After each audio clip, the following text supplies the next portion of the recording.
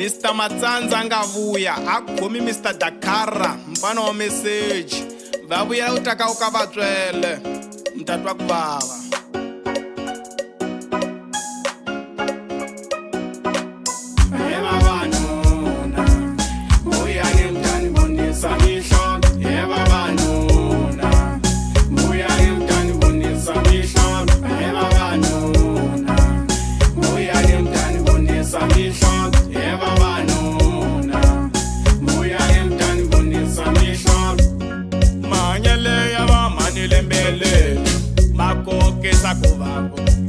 manyele ya va manile mbelele makokisa kuvavo varanza kunyimelela avana vavona varanza kunyimelela avana vavona chavaviso shane vava awone pone Dakara vafamba vaya vangati mako vavuya vavanyimele vafamba vaya vangati mako vavuya vavanyimelela evavanuna muyani mtani bonisa mission evavanuna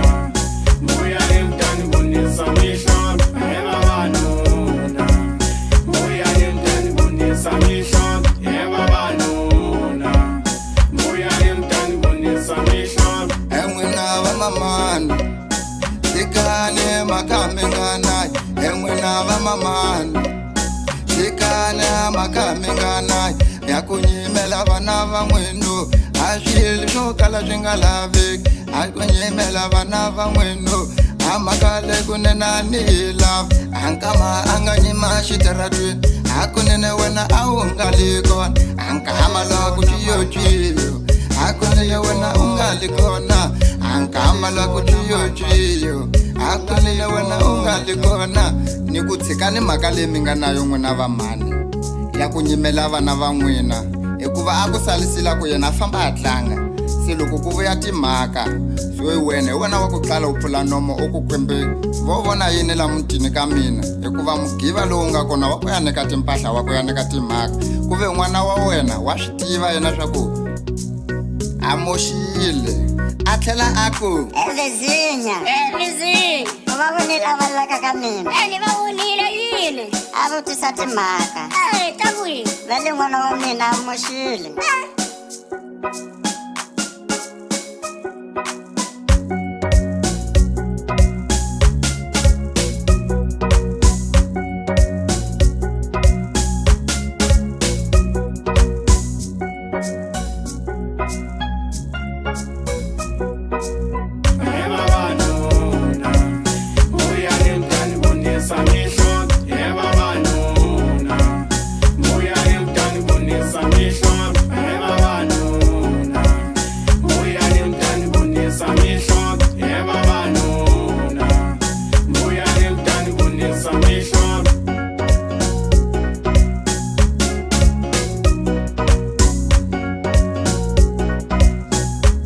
leswi mutati ya mukwata muku Matsanza sungulekile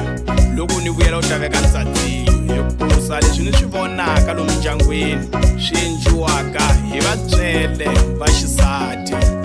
swi ni kokisa ngopfu ku vava mina no vuyela u ta ta mulayicha